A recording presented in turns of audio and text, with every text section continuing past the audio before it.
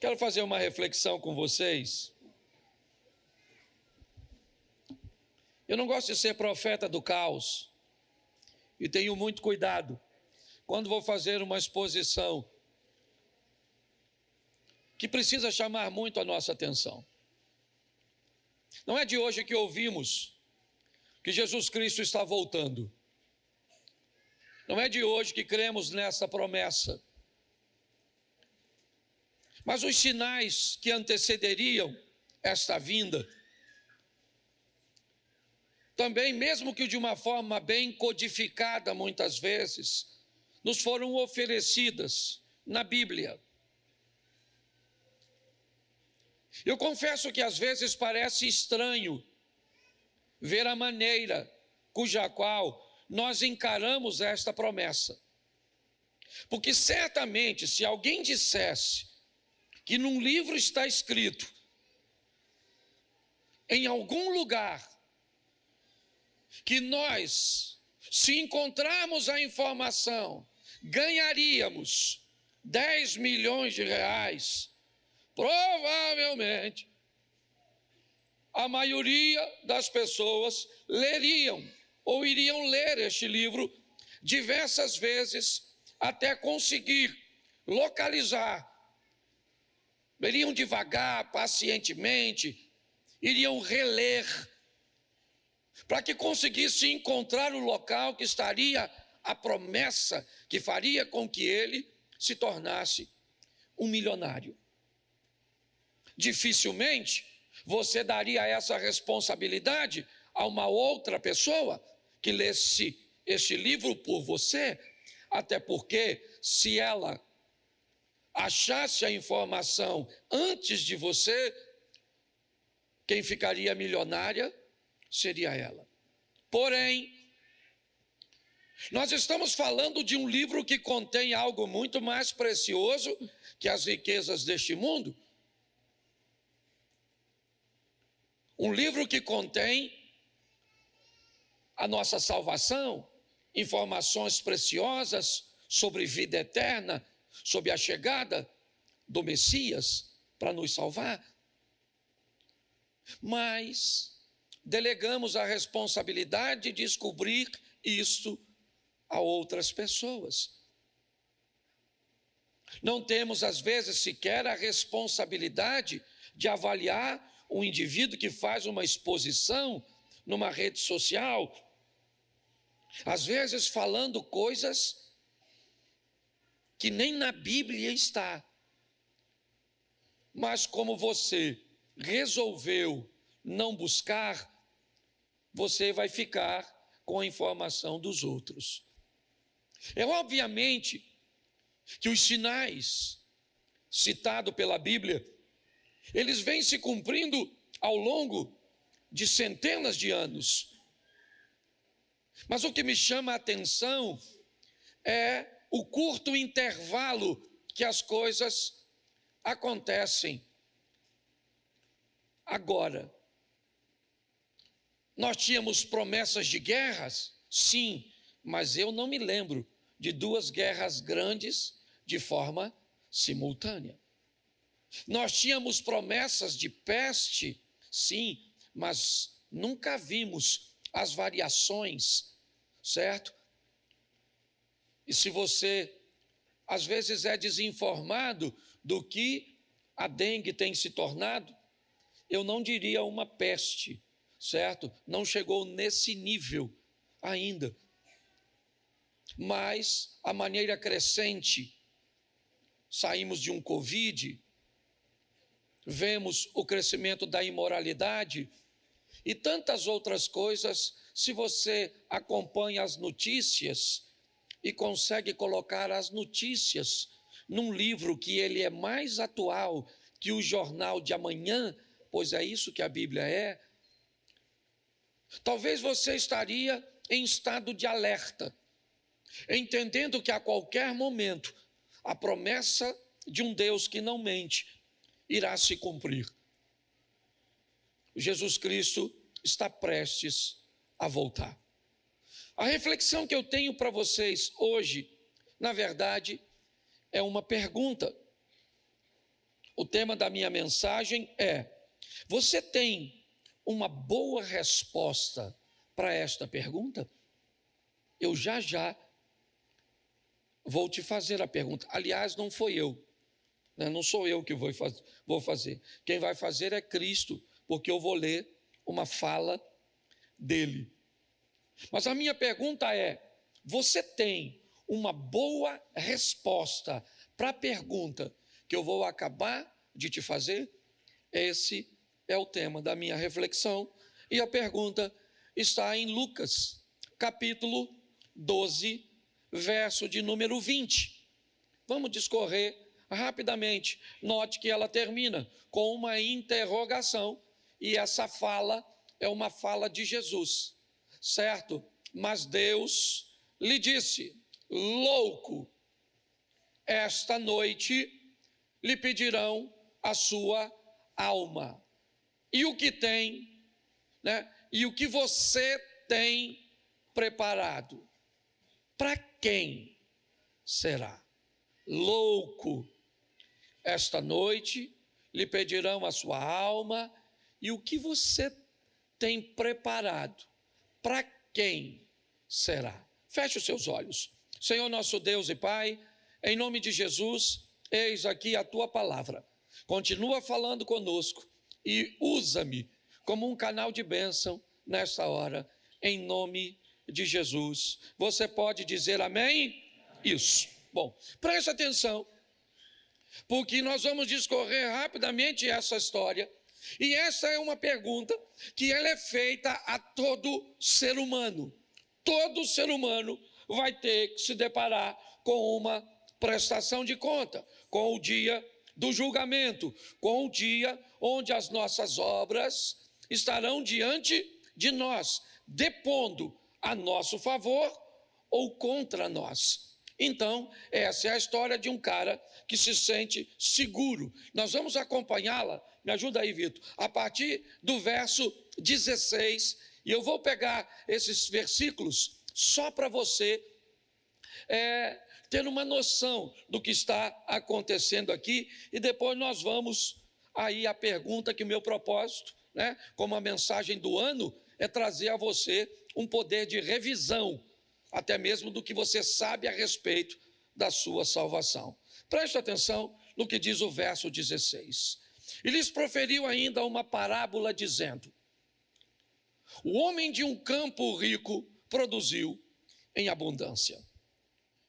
Essa história começa falando de algo muito interessante, de alguém que, apesar de ser trabalhador, apesar de ser dono de um campo, apesar de já ser um homem rico, abastado, este ano ele produziu demais. Este ano sua produção superou suas expectativas.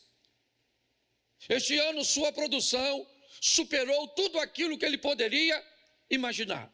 Ele já era rico, ele já era um homem abastado, mas sua produtividade, ela é muito grande, né? Ele produziu com abundância, foi uma produção extraordinária. E a primeira pergunta que eu quero lhe fazer é: o que você pensa quando a vida começa a te recompensar mais do que você precisa?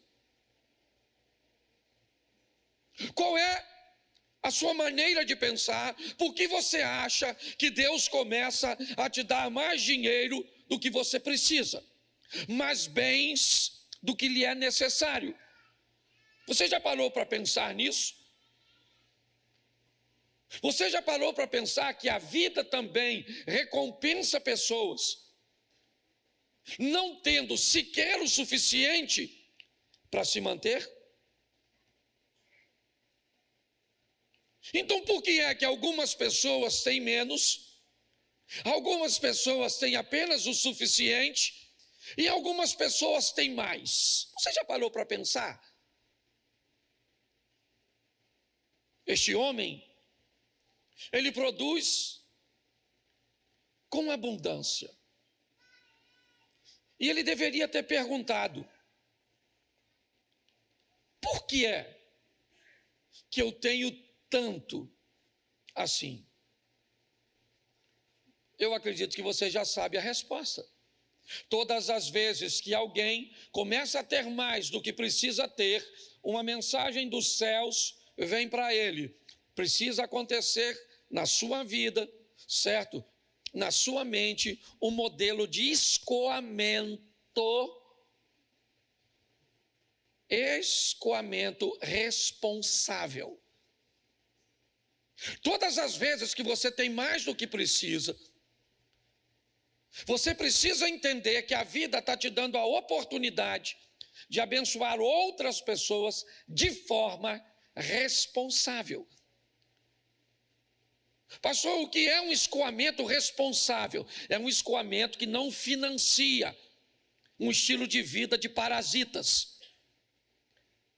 É um escoamento que não financia um estilo de vida de aproveitadores. Por quê? Porque se você não tiver esse entendimento, a hora que você se aborrecer com um parasita, com um aproveitador, com um preguiçoso, com uma pessoa, isso pode comprometer o futuro do seu escoamento, fazendo com que você represe aquilo que você deveria escoar. Então é importante nós entendermos. Ele era rico e me parece que vai ficar mais rico. Então, o que ele deveria entender com isso? Que a vida é feita de um modelo onde nós precisamos escoar com responsabilidade, com segurança, canalizar para terras férteis, seguras, fazendo uma leitura de pessoas desfavorecidas, que enfrentam momentos de desfavores, momentos de crise, momentos de adversidade. Mas me parece que essa não é a visão desse moço. Vamos ver os 2 versículos seguintes, 17 e 18. E arrazoava consigo mesmo, dizendo: que farei, pois? Não tenho onde recolher meus frutos. Olha o que ele está dizendo. Eu não tenho mais onde recolher. A produtividade foi tanta que eu não consegui, certo? Ou não tenho lugar para armazenar. Então ele diz, no verso 18: e disse: farei isto, destruirei os meus celeiros, construí-los-ei maiores, e aí recolherei todos os meus produtos e todos os meus bens. Preste atenção, porque aqui este homem começa a ter um problema que já foi citado aqui hoje. Ele não precisa mais. Ele olha, certo, e descobre que não tem onde colocar.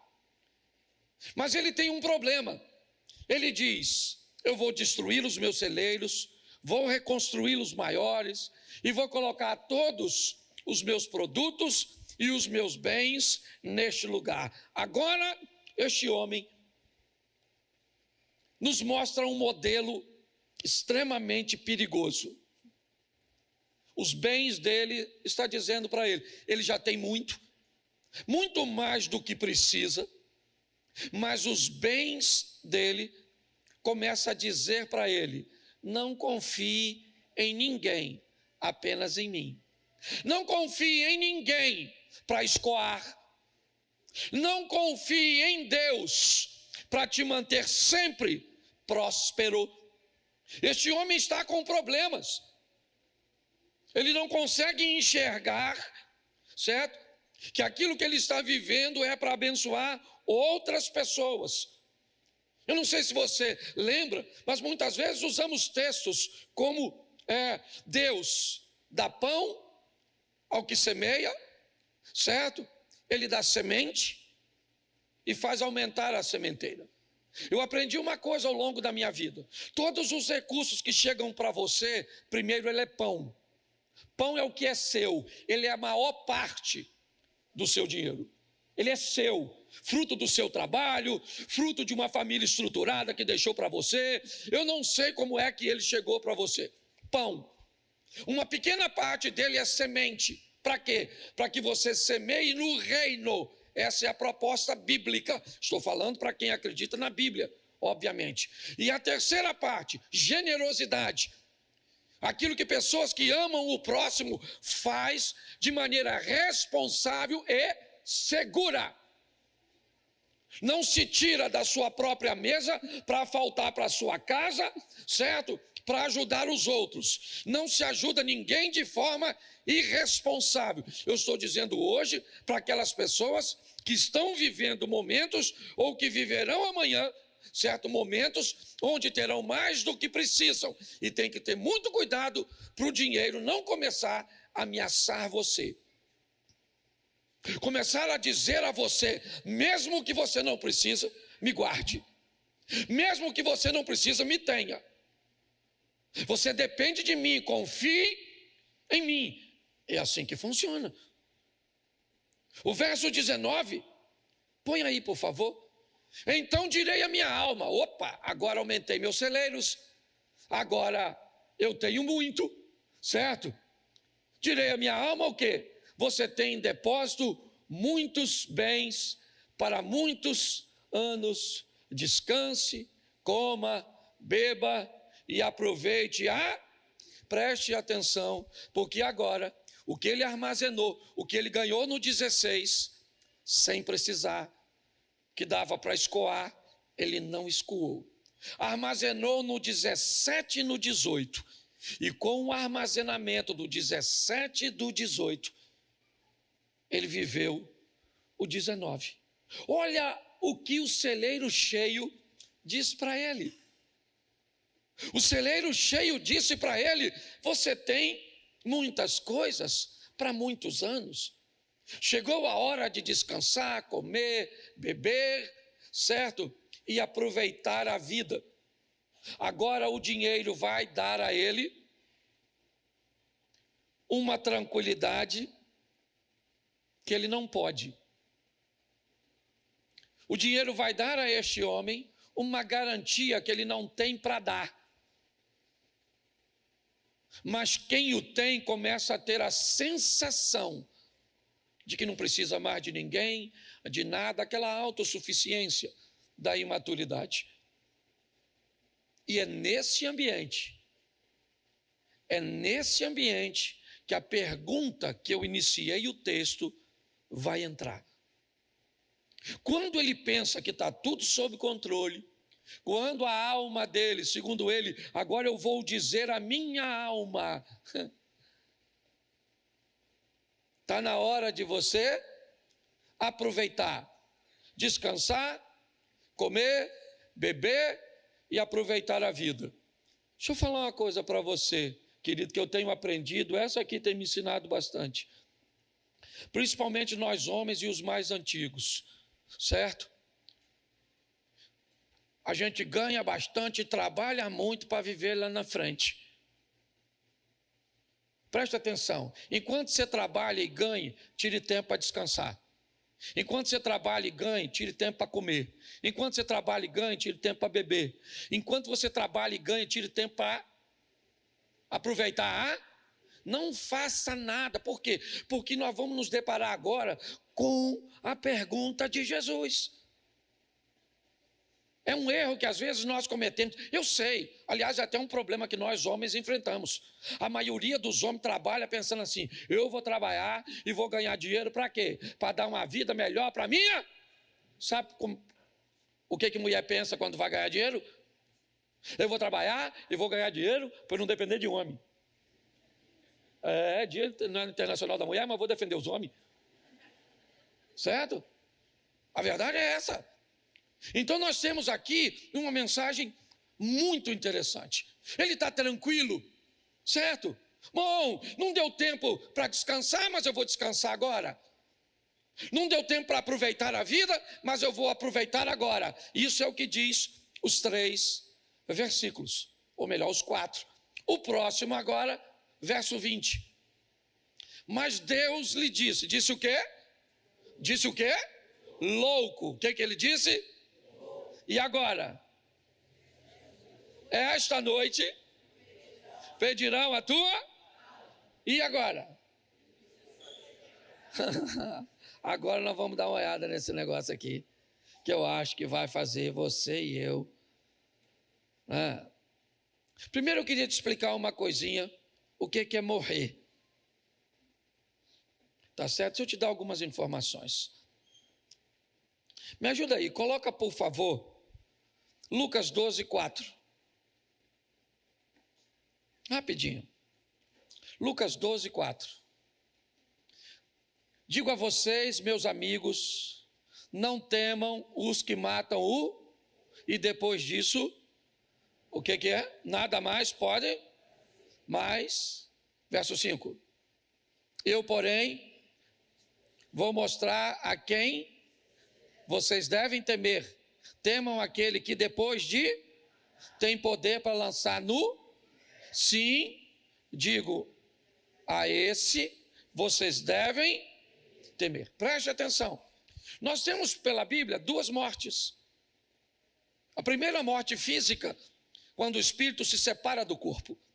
Às vezes nós temos por hábito dizer que o ser humano é um corpo, uma alma e um espírito. Na verdade, ele é apenas um corpo e uma alma, e ele contém o espírito. Esse espírito que está nele vai voltar para Deus. O espírito está pronto, mas a carne é fraca. É como um ditado que tem na África, certo? Na luta entre os elefantes, quem, certo, sofre é a grama. Então, na verdade, na guerra entre a carne e o espírito, o que está em jogo é a alma. O espírito volta para Deus, o corpo volta para o pó e a alma é que vai receber o destino. Quando nós olhamos esse texto, ele nos mostra que não devemos temer, na verdade, a primeira morte. Mas temos que ter o cuidado com essa segunda, certo? Essa segunda morte. Bota Apocalipse, capítulo 2, verso 11, que vai ilustrar bastante isso, só para o pessoal ter base para ir para casa. 2:11 de Apocalipse.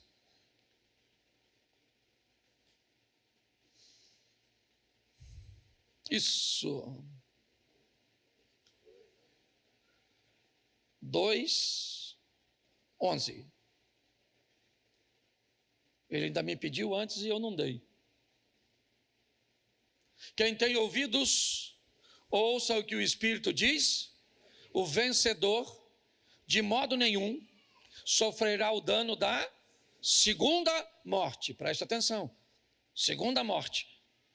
Todos nós morreremos, a não ser aqueles que forem arrebatados, nós teremos o dano da primeira morte, a primeira separação, quando o espírito sai do corpo. Mas a segunda não necessariamente. Essa expressão segunda morte tem a ver com a nossa alma ser separada de Deus. Então eu quero mostrar algumas coisas a você que são importantíssimas.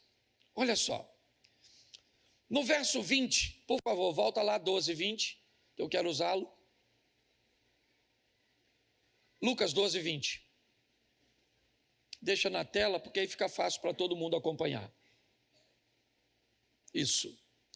Louco, esta noite pedirão a sua, e o que você tem preparado, para quem? Preste atenção, quando a Bíblia faz a pergunta, para quem será? Faça uma leitura para mim. Vamos fazer uma interpretação do texto. O que esse texto está dizendo? Certo? Quando eu uso a expressão para quem será, automaticamente eu já estou dizendo que tem mais de uma opção.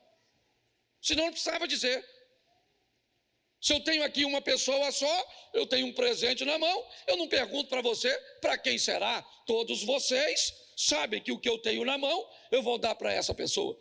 Mas se eu tenho duas ou mais pessoas, e eu tenho apenas um presente na mão, automaticamente, você poderia, me perguntar, pastor, isso que você tem na mão, para quem será? Então preste atenção. Nós precisamos entender que, segundo Jesus, a nossa alma, depois que nós morrermos, ela pode ter mais de um destino. E aí não precisa botar na tela não, para ficar fácil, Mas 2 Coríntios 6,14, ele diz: que sociedade tem entre a justiça e injustiça?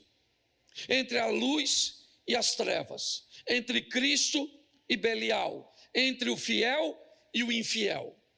Note que em todas as palavras nós temos oposições, antônimos, coisas contrárias. Porque a proposta bíblica é dizer o seguinte: quando Jesus diz, o que você tem preparado vai ser para quem? Para fiel ou para infiel? Para Deus ou para Belial? Para a luz ou para as trevas? Para a justiça ou para a injustiça? É o que ele está dizendo. Nós vamos ter que lidar com tudo isso. Essa pergunta, ela é importantíssima. Por quê? Porque o que está em jogo, para quem será o quê? Vamos lá, vamos fazer outra pergunta, né? E o que tem preparado, para quem será? Será o quê? Quem é que vai sofrer isso? A tal da alma. Vão te pedir a sua alma, e quem é que vai te pedir a alma? A morte.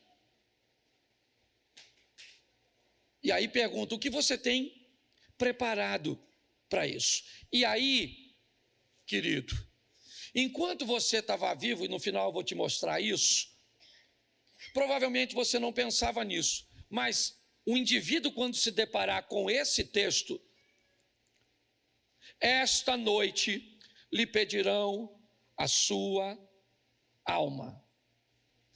Sabe quanto vale seu carro nessa hora? Nada. Sabe quanto vale sua formação acadêmica agora? Nada. Nada. Seu dinheiro não vale nada agora, quando o assunto é o destino da sua alma. Seu dinheiro vale muito quando o destino de suas viagens, o destino de suas compras, de suas aquisições, o destino gastronômico, certo? Mas quando o assunto é destino da alma, entenda uma coisa: a fronteira já foi atravessada. Do outro lado, o money ficou do lado de cá. Não tem mais. Então ele faz mais uma colocação. Ele diz que quem não se preocupa com isso é louco. É isso que ele está dizendo. A pessoa que não se preocupa com o destino de sua alma, ela é uma pessoa louca. É isso que ele está dizendo. É importantíssimo você se preocupar. Por quê? Porque é um assunto que não é temporário, é eterno. Mas aí ele faz a pergunta: o que tens preparado? E aí eu peguei algumas coisas que eu acho importante eu e você refletirmos. Bom, se temos duas mortes, a primeira é física, eu vou te informar como você deveria morrer.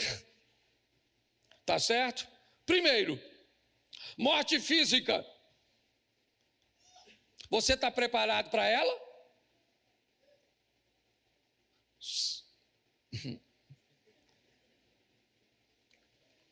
Quem aqui, não precisa levantar a mão, tá? Não quero constranger ninguém.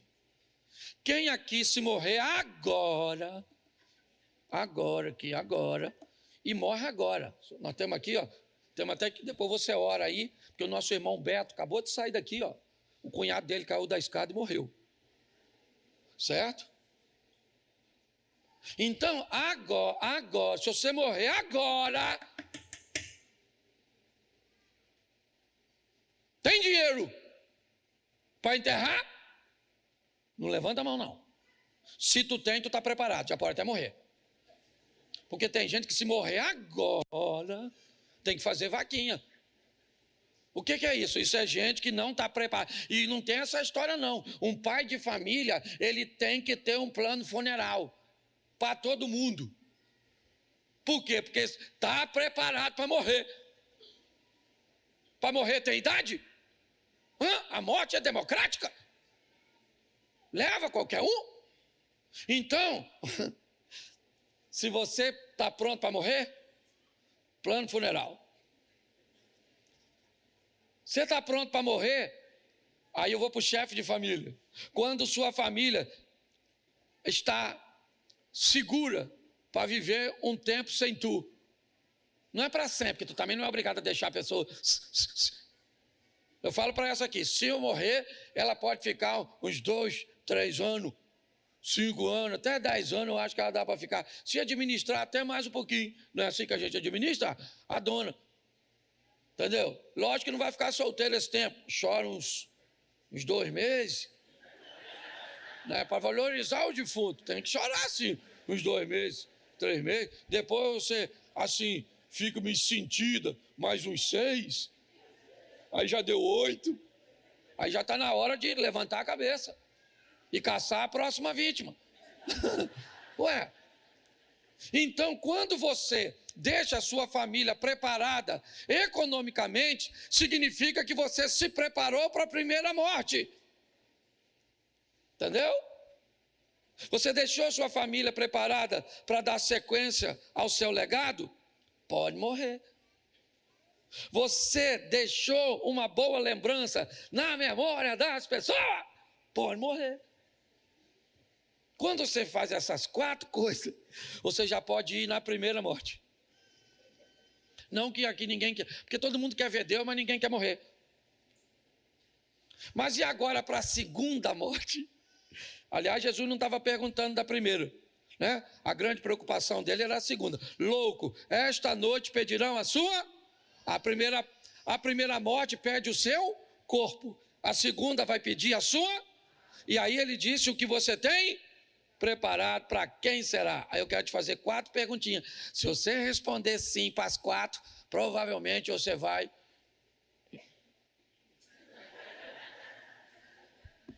Se você responder ruim, beleza? Bom, como eu me preparo para a segunda morte? Primeiro, você acredita em vida pós primeira morte? Primeira coisa é isso.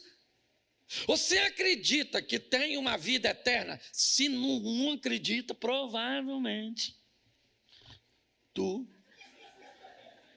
desce as escadas, segundo a Bíblia. Se você não quer na Bíblia, também morre. Depois você vê do outro lado lá. E se for para o inferno, manda lembrança para o Satanás. Ele leva uma roupa fresquinha, que lá deve estar quente. Tá certo? Segunda coisa que faz você se preparar para a segunda morte. Certo? Você sabe como não morrer pela segunda vez? Porque pela primeira vez tem jeito de não morrer? A primeira morte, sim ou não? Não. Morrer, não adianta. Davi disse: eu vou pelo caminho de todos os homens. Eu estou morrendo, todo mundo vai morrer. Você sabia que você vai morrer? Ninguém falou isso para você, não? Vai morrer. Espero que demore. Mas não é garantia. Certo? Agora, você sabe como não morrer pela segunda vez? Se você não sabe como não morrer a segunda vez, provavelmente você vai morrer. Você pode morrer pela segunda vez porque não acredita que esse tipo de morte existe. É o primeiro caso. Você pode morrer a segunda vez porque não sabe como não morrer. Então, se você não sabe como não morrer, você não é capaz de acionar, certo? Uma ação que impeça você de morrer a segunda vez. E aí eu já começo a te dizer. Você colocou Jesus Cristo como seu Salvador e Senhor? Se você colocou Cristo como seu Salvador e Senhor, isso me diz que você já disse sim para as 2 primeiras perguntas. Quando você me diz que acredita em vida depois da primeira morte, e quando você me diz sim para que você sabe como não morrer a segunda vez, automaticamente você já me respondeu a terceira. Você sabe que não vai morrer a segunda morte, porque Cristo é seu Salvador e Senhor, ou Senhor e Salvador. E a quarta, seu estilo de vida é pautado em obediência, fé e amor ao próximo, se o seu estilo de vida é pautado em obedecer a Deus, na fé que excede o entendimento, e sem fé ninguém verá a Deus, e amor ao próximo, se você disse sim para essas 4 perguntas, pastor, olha, eu acredito em vida depois da primeira morte, pastor, eu sei como não morrer a segunda vez, e para eu não morrer a segunda vez é a resposta da 3, coloquei Cristo como meu Salvador e Senhor, o sangue dele vertido naquela cruz, certo? Pagou os meus pecados e eu não vou morrer pela segunda vez, e eu sei que, certo? A minha vida é pautada em obediência, fé e amor ao próximo. Se você disse não para uma dessas perguntas, provavelmente você precisa fazer uma revisão, porque provavelmente você vai para o inferno. Me permita usar uma expressão tão forte. Para eu fechar, vale a pena refletir 4 coisas. A primeira, guarde isso. A primeira, a segunda morte só pode ser vencida antes de você passar pela primeira. Ok? A segunda morte só pode ser vencida enquanto você está vivo. Esse aqui trabalha numa área que vê muito isso. O cara não paga o boleto, o carro dele é roubado, e aí ele paga depois que roubou. A seguradora paga o bem, sim ou não? Mas ele pagou no mesmo dia. Ele pagou horas depois do roubo, não interessa. O sistema é o mesmo. Se você quer vencer a segunda morte, só pode vencer enquanto não foi alcançado pela primeira. Que isso fique claro. É importante. Eu estou falando à luz da Bíblia. Tá certo? A Bíblia é clara. Hebreus 9, 27, ao homem está determinado morrer apenas uma vez, vindo depois da morte o juízo. Então ninguém tem a oportunidade de voltar de novo. Isso é muito sério, nós precisamos rever. Morreu não vem com essa história de que vai aceitar Jesus depois que morreu, e depois que morreu foi bonzinho. É lógico que nós vamos no ato fúnebre, ninguém vai falar que o defunto foi para o inferno. Por educação. Mas nós sabemos que foi. Eu tenho quase certeza. Não tenho certeza de tudo, porque às vezes, por isso é que quando um parente meu, tem gente na minha família que não quer aceitar Jesus. E eu falo, eu oro e oro para Deus, Senhor, por favor, tenha misericórdia. E quando essa pessoa for morrer, eu já dei o endereço do Senhor. Então o Senhor deixa só ela morrer devagar. Porque se morrer de morte súbita, lascou. Puf. Já acorda lá na beira da fogueira. Mas se morrer devagar, aí vai lembrar, nossa, o Cláudio falou, que só Jesus Cristo salva. Ô Senhor, estou morrendo, me ajuda. Aí Jesus leva, glória a Deus.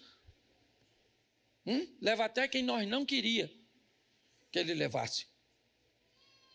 Segunda coisa, adiar essa decisão é colocar em risco o futuro da sua alma, porque você não sabe quando você vai morrer. Quando eu ficar velho eu aceito Jesus. Nossa, tem tanta gente morrendo de novo. Ninguém sabe o dia nem a hora do encontro. Não estou aqui para botar terror em você não, tá bom? Esse dia o cara falou para mim, pastor, eu tenho até um cargo no inferno. Sou muito ruim. Eu falei, deixa eu explicar uma coisa para você, ô ruinzinho. No inferno não tem cargo vago. Já está tudo preenchido. Entendeu? Lá no inferno você não é o mal, lá você é o mocinho. Então não brinca com esse troço, não. Ah, pastor, mas eu tomo umas manguaças aí.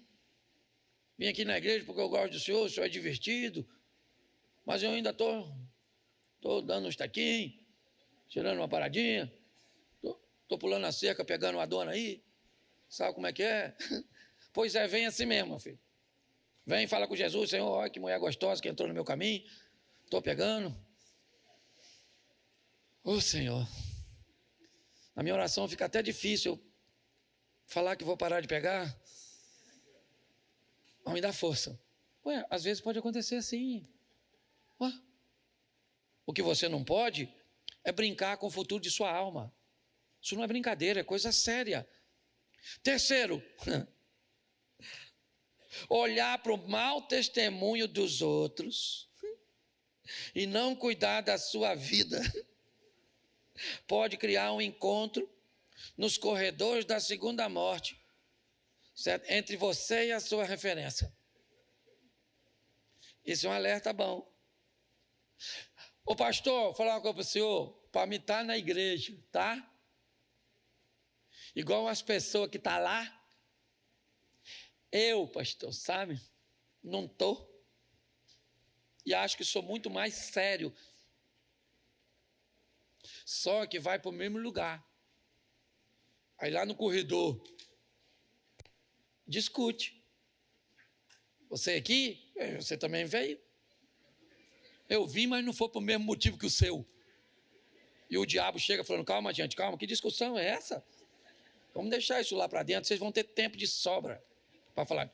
Então deixa eu falar uma coisa para você, o assunto é sua alma. Eu estou nem aí se tem pastor que rouba, se tem pastor que adultera, se tem pastor que faz umas palhaçadas, eu também faço, não faço a mesma deles.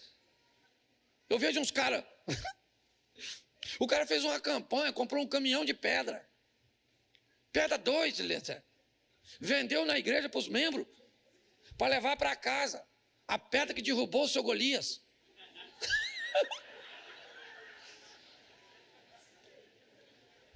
Eu vou falar porque está na internet. Um cara da região dos Lagos, sabe o que ele fez? Arrumou um saquinho plástico, foi na Rua das Pedras, em Búzios, e fez assim com o saquinho, ó, os membros. O saquinho plástico, lá na Rua das Pedras, encheu de ar, deu um nó, levou para a igreja e vendeu. Vendeu para você soltar dentro da sua casa o ar da Rua dos Ricos.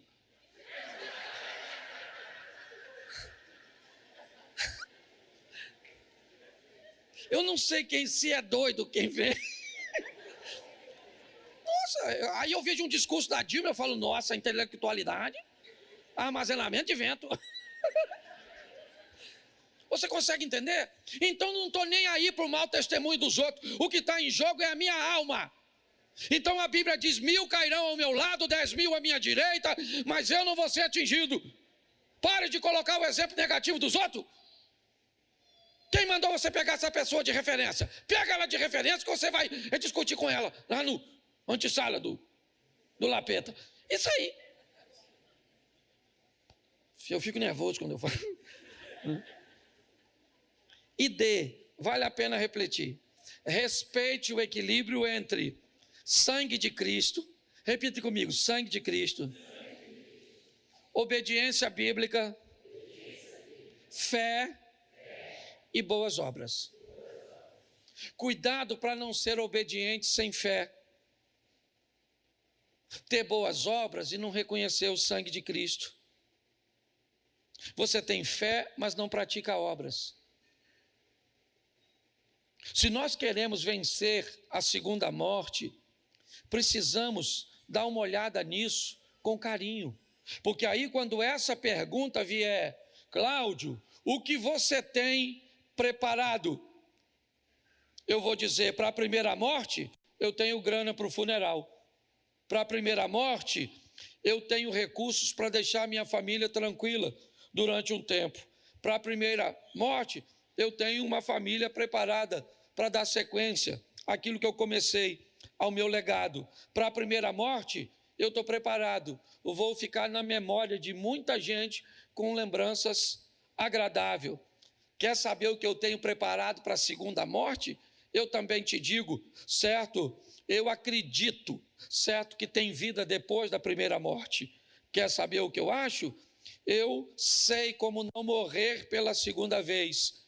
Para que eu não morra pela segunda vez, eu recebi a Cristo como meu Salvador e meu Senhor. Meu estilo de vida é pautado em obediência, fé e amor ao próximo. Sabe por que eu sei que não vou morrer a segunda morte?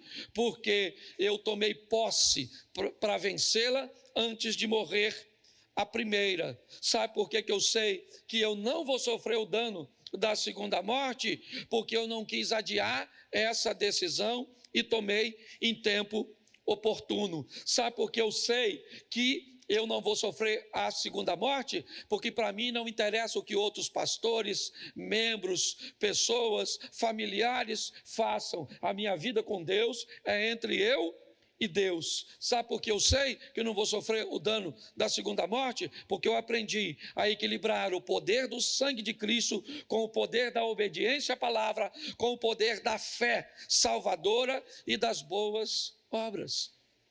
Minha proposta hoje é dar a você essas informações, para que um dia, né? Por quê?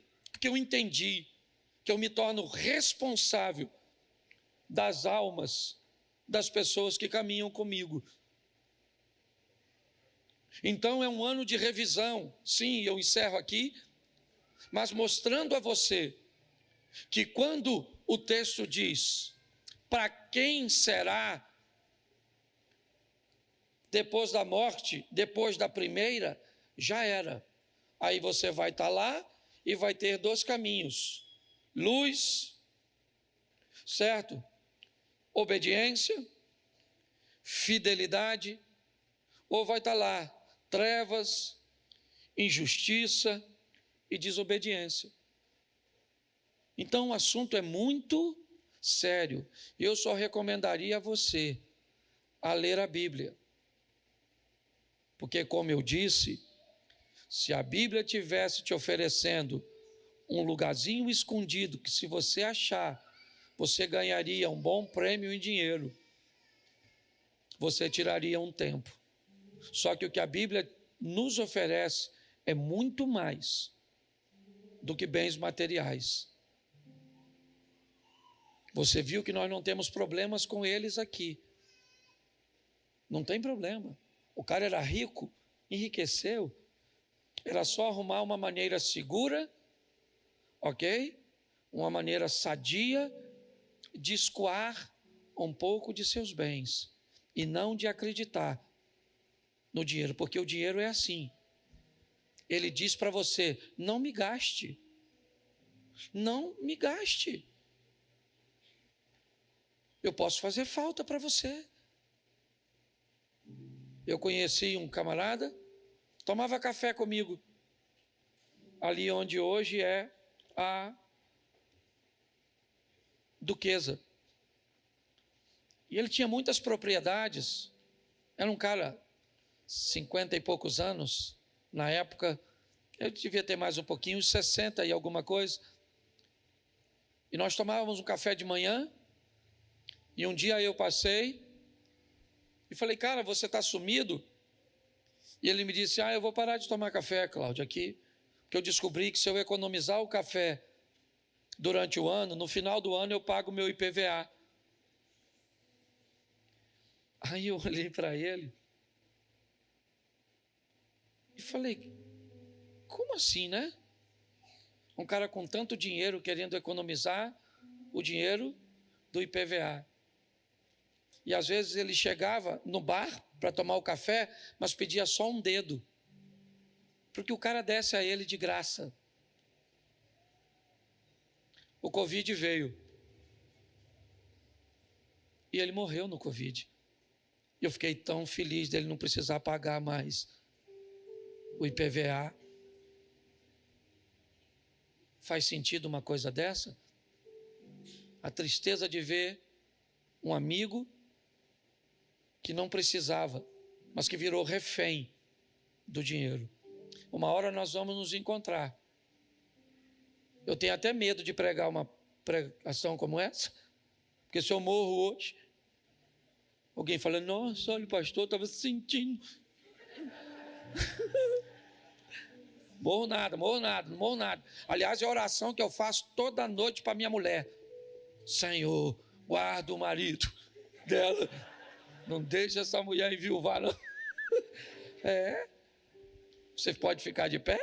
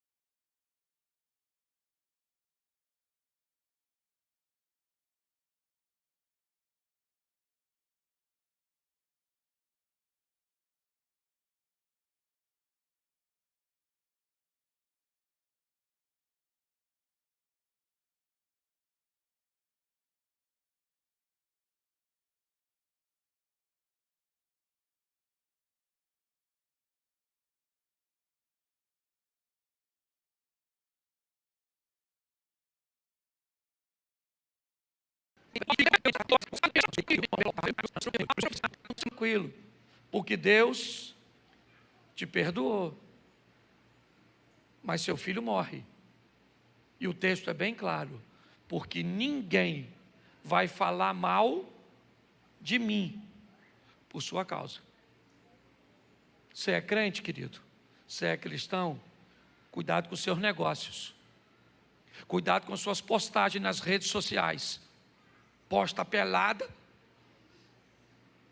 Porque esse dia uma mocinha aqui da igreja postou uma foto. Não estava pelada, estava de biquíni. Assim o sol se pondo. E aí a frase dizia: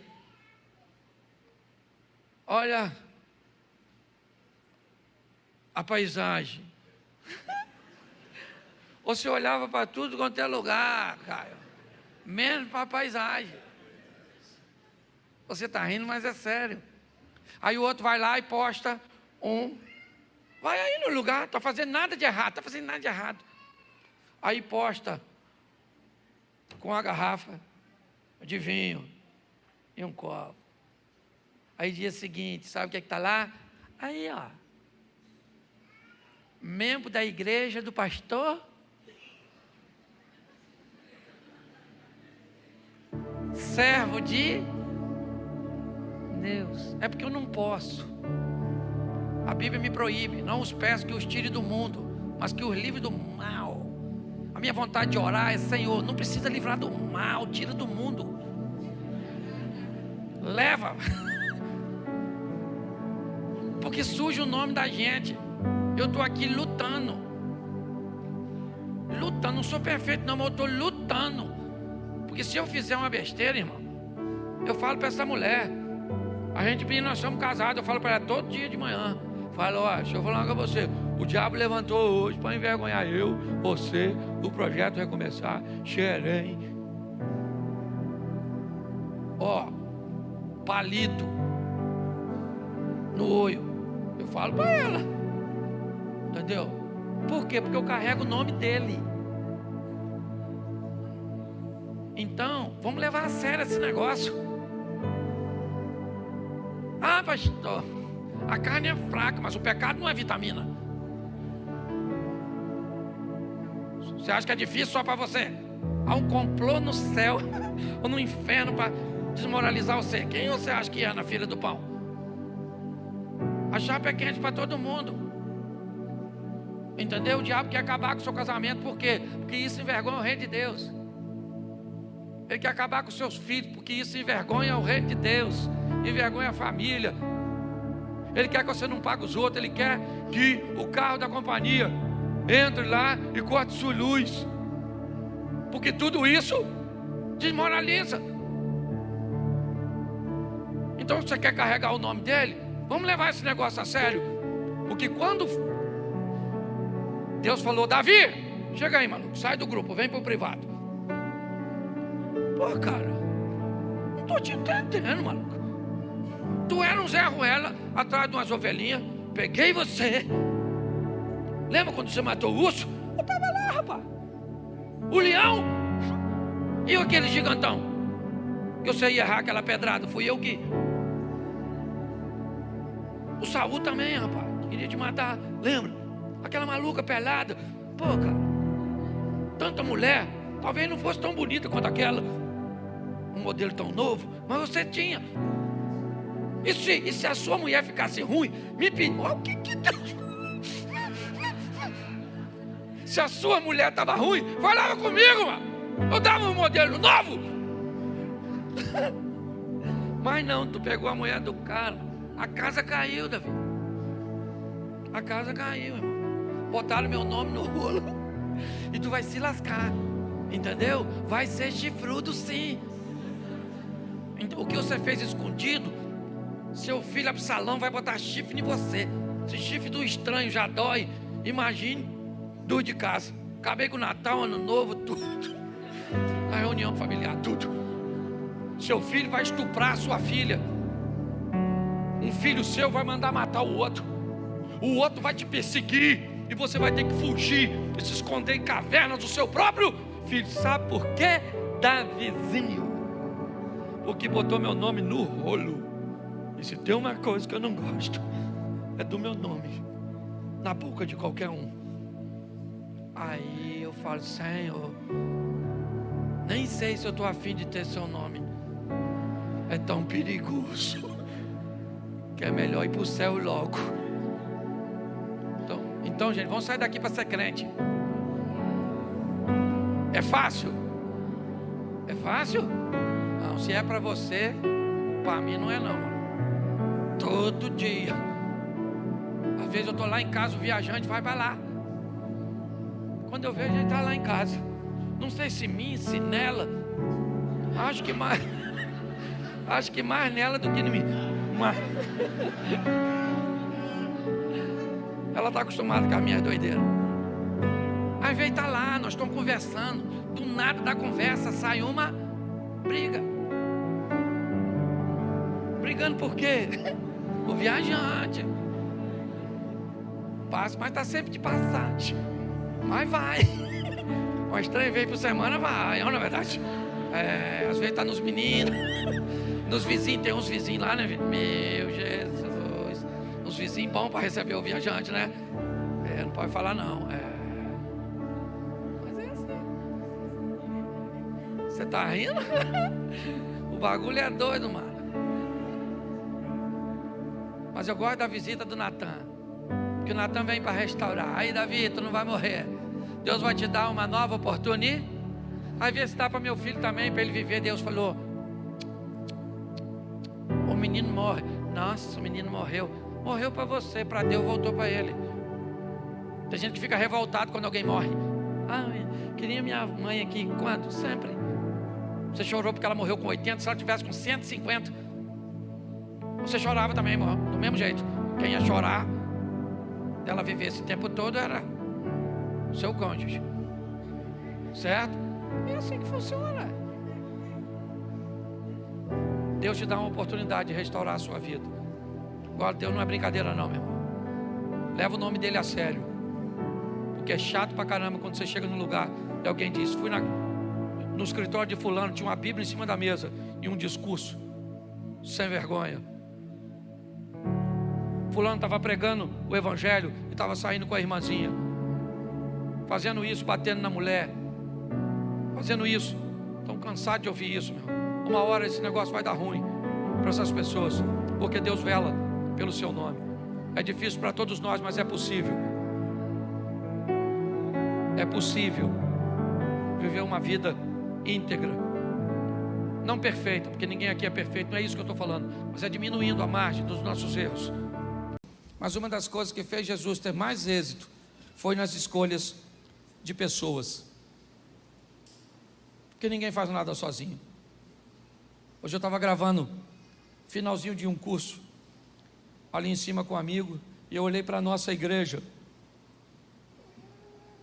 e eu pensei, cara, com a dinâmica do meu ministério, o que o projeto Recomeçar seria sem o Osias, sem o Sidney, sem a Dani, sem o William, sem o Eliezer? O que ele seria? O que ele seria sem esses meninos do som? O que ele seria sem as meninas que estão trabalhando no Ministério Infantil? O que ele seria sem as secretárias da igreja? O que ele seria sem o Sidney com o nosso Ministério de Oração, a Adriana com a nossa Oficina da Alma? O que ele seria se não tivesse? Porque ninguém faz nada sozinho. A grande verdade é essa. Achar as pessoas certas é a grande essência da vida. Amém. Adriana, quantas vezes eu fui na Oficina da Alma? Uma vez. Uma. Funciona há quanto tempo? Já vai para 6 anos. Sabe por que eu não vou? Porque não dá problema. Porque resolve problema. Você está entendendo? Está amanhã com Deus aí. A turma que trabalha com ensino sabe como eu deixo o livro. Tem gente até que fica preocupado. Está lá, ó, meu livro dos obreiros internos, externos, está tudo aí. Porque a partir do momento que você acha a pessoa certa, já era. Porque tem gente que faz coisa muito melhor que você em área que você não é bom. E pronto, e vida que segue. É assim que funciona. Jesus achou pessoas certas. Se nós entendermos isso, Primeiro, ele achou seus discípulos. Não foi numa escola, não. Não. Ele pegou 12 camaradas, descobriu que dos 12, 4 dava para andar um pouco mais perto, dos 4, 2 poderiam ser mais chegados, e dos 2, ele tinha um, que foi o último discípulo a morrer, João, na ilha de Patmos. Ele conseguiu achar pessoas certas. E o Evangelho de João, capítulo 17, verso 12, presta atenção no que disse Jesus. Olha só. Ele sai 100%.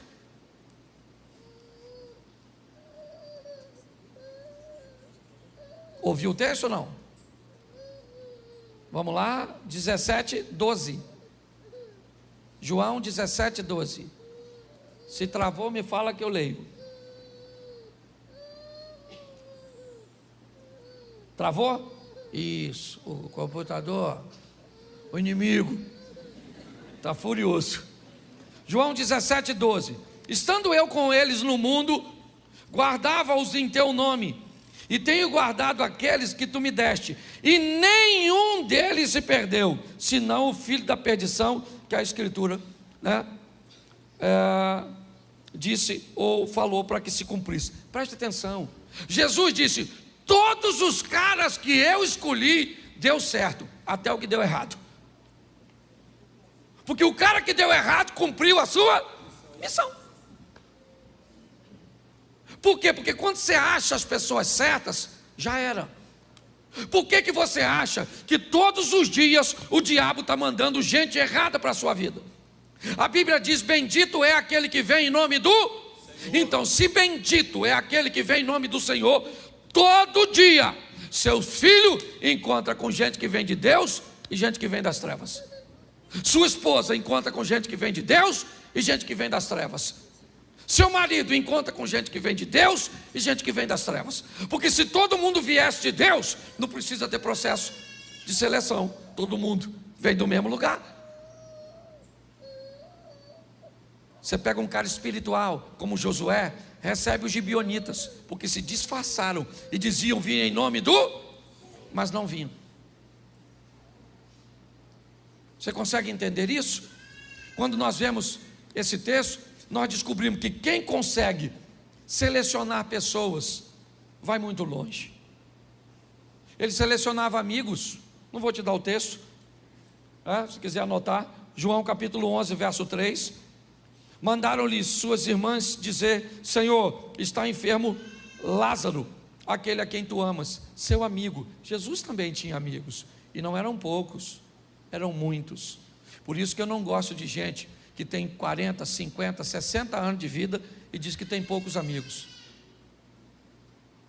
Ninguém pode viver tanto e ter poucos amigos. Se você tem poucos amigos é porque você é ruim. Você pode ter poucos amigos na esfera de maior intimidade, aí eu entendo. Mas você tem que ter amigo para viagem, amigo para bate-papo, amigo para pesca, amiga para ir para o shopping, amigo para contar segredo, amigo para emprestar dinheiro, amigo para orar por você. E provavelmente não vai ser o mesmo para todos os grupos. Tem gente que você empresta dinheiro, mas não ora por você. Tem gente que ora por você, mas você não empresta dinheiro. Tem gente que você conta segredo, mas não vai na sua casa. Tem gente que vai na sua casa, mas você não conta segredo. Eu estou cansado de falar isso. E é por isso que muita gente não quer viver com gente. Certo? Agora, preste atenção. Lucas 8:2, e eu termino aqui. Lucas, dá? Foi, agora foi, que eu tinha esquecido. E também algumas mulheres que haviam sido curadas de espíritos malignos e de enfermidades. Maria, chamada Madalena, da qual saíram 7 demônios. Joana, mulher de Cusa, procurador de Herodes. E Susana, e muitas outras que o serviam com suas. Jesus tinha gente que financiava seu sonho. Não tem como não ser bem sucedido. Não tem. Não há fórmula que derrote Jesus. Ele reconhece seus pais, reconhece a autoridade eclesiástica, reconhece a autoridade política, o que governa esse mundo, reconhece a autoridade de Deus. Jesus sabe o que veio fazer, tem conhecimento, reconhecimento de missão e alguém que sabe escolher pessoas. Não tem como. Não tem como dar errado para quem utiliza essa fórmula. Mas não honro meus pais, não honro os princípios e as autoridades eclesiásticas, eu não honro os governantes, eu não honro Deus. Eu não sei nada sobre meus direitos, biblicamente falando, eu não reconheço minha missão e eu não seleciono pessoas. Querido, a probabilidade de você ser bem-sucedido é quase zero. Desculpe o que eu vou falar, mas o maior vilão da nossa vida ainda continua sendo nós mesmos. A grande verdade é essa. Mude de vida. Mude a sua maneira de pensar. E você pode ter certeza que as coisas vão mudar. Minha maneira muda quase todos os dias. E eu termino usando um texto que usei aqui numa das minhas últimas mensagens. Ana e Penina. Nunca um texto quebrou tanto meus paradigmas quanto esse. Por muito tempo, eu disse que Ana era maior que Penina, que o filho de Ana era Samuel e o filho de Penina ninguém sabia o nome. Até que, lendo o texto mais uma vez, depois, sei lá, centenas de vezes, o Senhor tocou no meu coração e me disse: onde está escrito que há alguma vantagem de Ana sobre Penina? O texto diz que uma tem algo que a outra não tem. Penina tem filhos que Ana quer. Ana tem um amor que Penina quer. Mas Ana consegue o filho e Penina não consegue o amor, porque não derramou o coração na mesma medida. A oportunidade estava para Penina e para Ana. Se Penina fizesse o que Ana fez, Eucana teria amado. Então não há desvantagem, porque não há desvantagem entre você e quem está do seu lado. A chuva para os dois, o sol para os dois, a oportunidade para os dois. Mas nos ensinaram, pelo menos a mim, eu estou quebrando meus paradigmas, a entender que não há vantagem nenhuma de ninguém sobre mim e de mim sobre ninguém. Talvez eu não tenha a mesma missão que outra pessoa tem, mas isso não faz dessa pessoa maior do que eu, e não me faz maior do que ninguém. Vamos pensar um pouco nisso e levar nossa vida para outro nível, porque é isso. Deus te chamou para isso, colocou aqui você para caminhar com a gente. Você não vai embora, vai para outra igreja. Você não quer isso? Você acha que isso é demais para você? Você não quer viver o extraordinário no seu casamento, nos seus negócios? Não quer ter uma vida sensacional com Deus? É isso? Isso te fere? É isso? Essa visão do socialismo, não estou falando de política não, tá? Estou falando dessa visão de que todo mundo tem que ter a mesma coisa. Nunca vai ter. Nunca vai ter. Porque se der a mesma coisa para duas pessoas e uma administrar bem e outra mal, é só uma questão de tempo até você comprar minha propriedade, porque a oportunidade é para todos. E Deus trouxe você aqui para dizer isso para você. Chegou o tempo de você viver uma vida extraordinária.